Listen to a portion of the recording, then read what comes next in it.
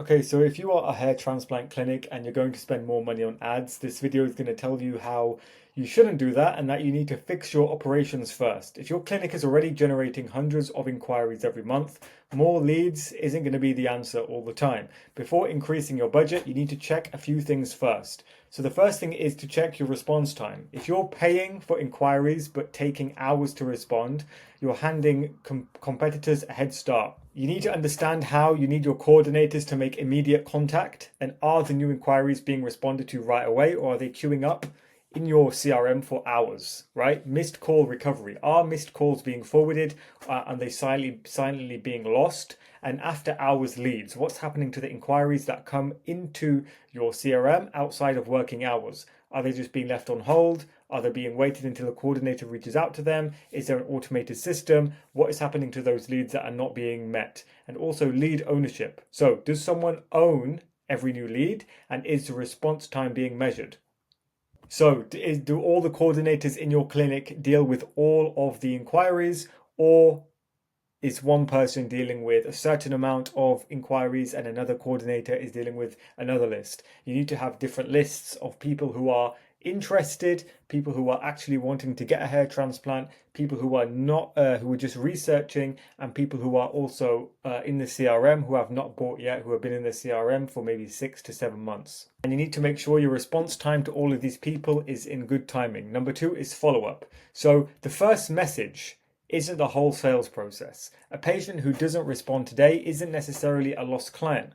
So consistency is everything. Are follow-ups happening on a defined schedule or only when coordinators remember? And also, we need to reactivate old leads. So leads marked as unresponsive are not dead.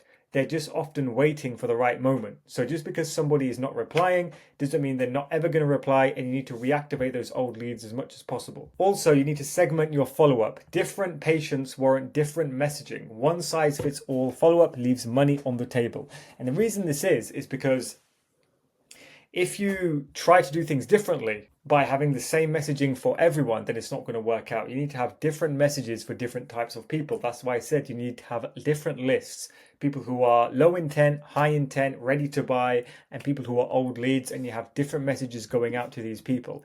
Next is coordinator performance. Before hiring one coordinator, before hiring more coordinators, understand how your existing team is actually performing. So number one is contact rate. How many inquiries are actually reached every single day? Number two is booking rate. What share of contacts convert into consultations? And number three is show rate. So of the book consultations, how many attend? And then number four is what is the final conversion?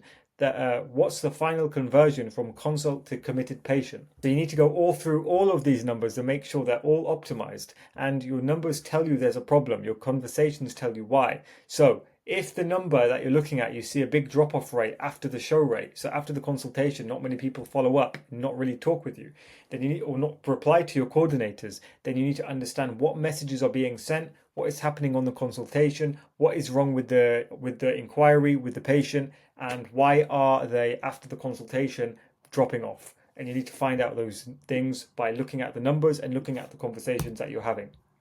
Next is the patient journey. So map every stage, then measure the conversation between each one. The leak is almost always hiding between the two stages.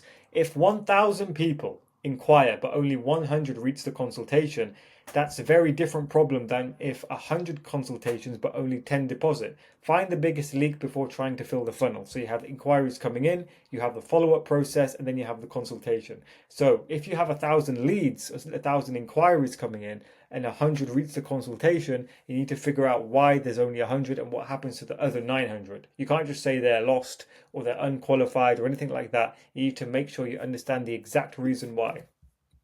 Next is your existing CRM. Before buying another $10,000 worth of leads inquiries, you look at the patients you've already paid to acquire. So first is your old inquiries never fully worked.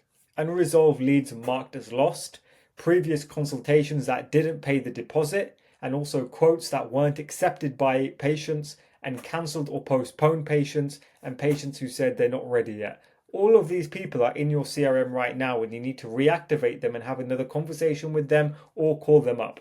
there could be hundreds of recoverable opportunities already sitting inside your database. So the database you already have open, you need to make sure you're reaching out to all of those people and making sure you're talking with all those people and making sure you're reactivating all of them, because they are just lost in the CRM. And if you don't talk with them, another hair transplant clinic will, and they will sell them the treatment.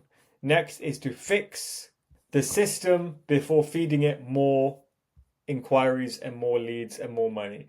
More marketing will only put more patients into the same system. If the system is leaking, you'll simply lose more of them. The right question is, how many surgeries could we recover from the leads we're already getting? So if you're already getting 2,000 inquiries every month, you need to make sure that you're getting as many of those as possible into surgeries. So where to start? Audit your response time, audit your follow-up time and the type of follow-ups you're doing, and audit the coordinator performance. Also, the patient journey, go through and see where the drop-off points are. And you want to make sure you audit your CRM in that order. So you need to audit everything that you're doing in your business, from the follow-ups to the responses that you're giving, to the follow-up sequence, to the coordinator's performance, to how they're delivering to their speed, to the patient journey, and audit everything and see where the weak points are and where the bottlenecks are, and also the opportunity.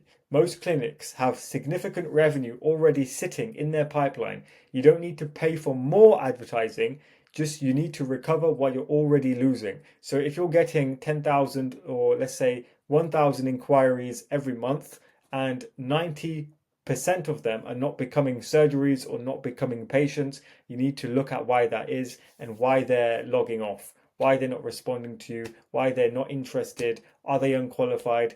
And if they are unqualified, why did they apply for your offer?